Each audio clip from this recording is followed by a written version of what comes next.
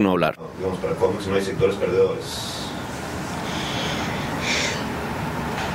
Claramente no nos gusta, o sea, a ver, hay sectores para los que el impacto tal vez no va a ser el mismo, porque nosotros sabemos que hay sectores de nuestra economía que no son igual de competitivos que otros sectores, pero tal vez definirlos como perdedores es algo que, por lo menos aquí no nos gusta ponerle ese título a algún sector en particular.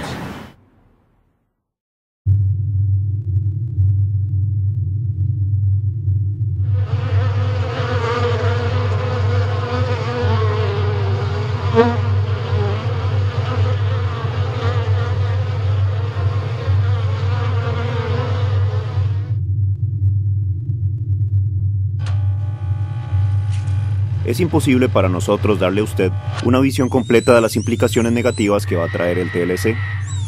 Permítanos por lo menos decirle algunas de las cosas que perderíamos por ratificarlo.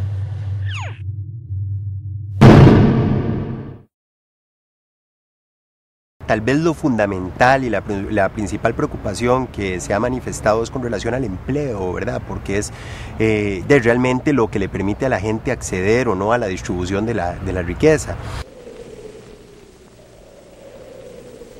Prefiero no gastar las baterías haciendo cálculos de cuánto se pierden. Prefiero que pase el tratado y empezar a ver cuánto se ganan.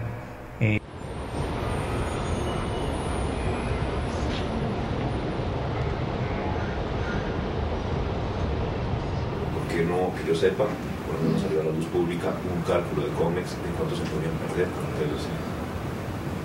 Bueno, que está en riesgo, me imagino que se pueden perder, ¿verdad? No, que está en riesgo si se aprueba el TLC. O sea, si se aprueba el TLC... Digamos, Que está en riesgo si no se aprueba, más bien. No, sí, o sea, la pregunta es ¿cuántos estarían en riesgo si se aprueba? Es decir, hay sectores sensibles que obviamente sí. A mí me extraña que la NEP y ellos no nos hayan hecho ya. Sí. Y estos cientistas como Henry Moore, a mí me extraña, debe ser que no es tan sencillo, ¿verdad? Valorar eso. Por lo que dicen los defensores del TLC, pareciera que los únicos trabajos en riesgo por la ratificación o no del tratado son los relacionados con la producción de bienes de exportación a Estados Unidos. No obstante, parecen olvidarse de los empleos que dependen del comercio entre los costarricenses. Lo cierto es que la mayoría de los empleos dependen del mercado nacional.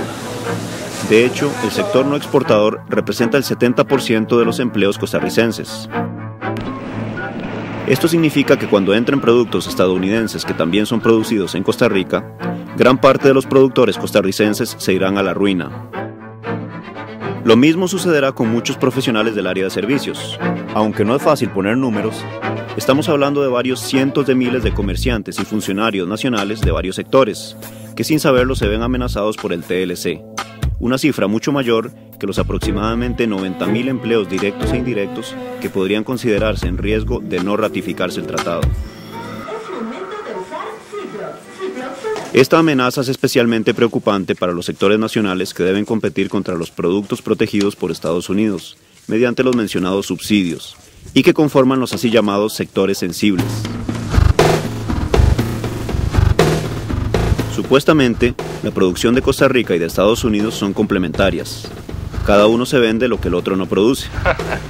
O como ha dicho nuestro presidente, yo nunca he visto las yucas de Manhattan, ni las piñas de Carolina del Norte. Según este argumento, nadie aquí se verá afectado por ningún producto barato que llegue subsidiado desde Estados Unidos, porque ningún costarricense lo produce. Por ejemplo, el trigo o la soya. Sin embargo, esto solo es parcialmente cierto. Estados Unidos tiene millonarios subsidios de arroz en Missouri, leche en Idaho y ganado en Texas, y todo esto se produce en Costa Rica. Los costarricenses que producen esas cosas serán entonces expuestos a la competencia desleal. Estamos hablando de alrededor de 130.000 productores de sectores sensibles, que a la larga van a perder sus trabajos.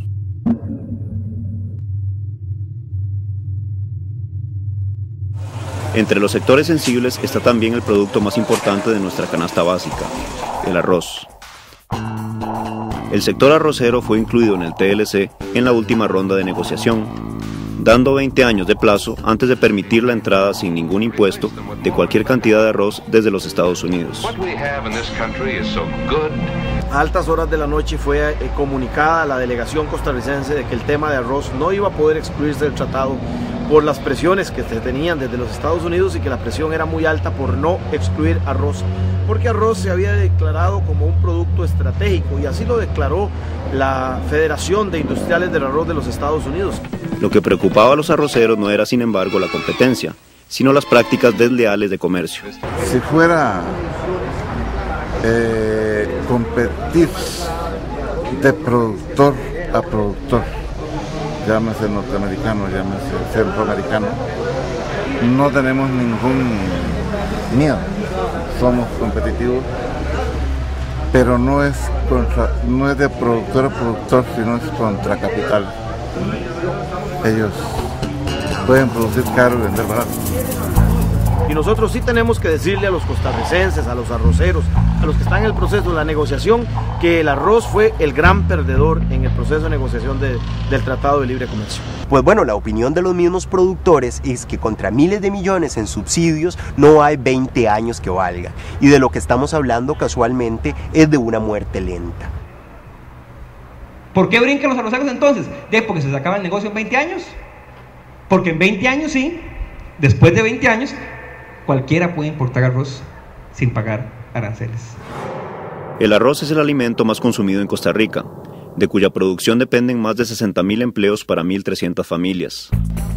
No importa cuántas bendiciones este párroco le eche a los arroceros, este y otros sectores están condenados a la desaparición. Al ritmo que tenemos de apoyar a nuestros productores, no sería raro que esta flamante implantadora de arroz fuera aún el eje de la producción nacional dentro de 20 años. Solo con una lógica de gladiadores puede decirse que ponerle plazo a la muerte de un sector es contribuir a la competitividad del mismo. Y no hay que pensar que la producción nacional se verá afectada solo al final de esos plazos. Primero, el punto de partida en muchos casos del arancel es muy bajo. Por poner un ejemplo, en el caso de la carne de res, el punto de partida para bajar el arancel es un 15%, cuando Costa Rica podría eventualmente haber tenido la posibilidad de aplicar un arancel del 45%, que es el que tiene autorizado en el marco de la OMC. Como si fuera poco, los que diseñaron el tratado incluyeron mecanismos truculentos para brincarse esos largos plazos. Se aprueba una cosa que llaman contingentes arancelarios, que es una cantidad de producto que va a entrar desde el primer año de vigencia del tratado libre de impuestos, es decir, con arancel cero. Entonces se aprueban, qué sé yo, más de 1.000 toneladas de productos lácteos desde el primer año de vigencia del tratado, más de 1.000 toneladas de carne de cerdo, es decir, desde el primer año de vigencia del tratado. Entonces el proceso de erosión de la producción nacional, es decir, por el efecto de la producción importada, se da desde el mismo inicio del tratado, ¿verdad? Del momento en que el tratado fuera aprobado. Para colmo, unos procedimientos que suelen tener los tratados comerciales para que los países puedan reinstaurar en casos de emergencia impuestos que ya habían sido eliminados, llamados salvaguardias, tienen un pequeño matiz en nuestro TLC. La salvaguardia en el TLC tiene un periodo de vigencia específico. El periodo de vigencia está dado por el periodo de grabación arancelaria. ¿Esto qué significa? Una vez que todos los aranceles en el país llegaron a cero, no hay salvaguardia. Es decir, ya cuando los aranceles están en cero, no hay protección posible de los productores nacionales con respecto a las importaciones que vengan desde los Estados Unidos. Noten que los 90.000 empleos directos e indirectos que tal vez se pierdan sin el TLC son incluso inferiores a los 130.000 relacionados con los sectores sensibles, que de seguro se van a perder. Esta destrucción masiva del sector vuelve ingenua la sugerencia de que los campesinos se dediquen a otra cosa. Y vale más que se dediquen a sembrar otra cosa. Bien, una parte de los productores se pudieron pasar a ese sector, eso no da campo para la mayoría del productor. No es que yo quiera decir que exportar es malo, no. La falsa disyuntiva es que para exportar haya que eliminar completamente la producción interna de alimentos, que es donde se centra básicamente el pequeño productor. El pequeño productor yo creo que va hacia la ruina, ¿no? Una parte importante. Lógicamente que eso va a provocar un incremento de la migración rural-urbana, de la pobreza rural. Vamos a pasar un poco a la misma situación, que ha vivido México, ¿verdad? Un enorme excedente de población que se va del campo a la ciudad y de las ciudades a Estados Unidos.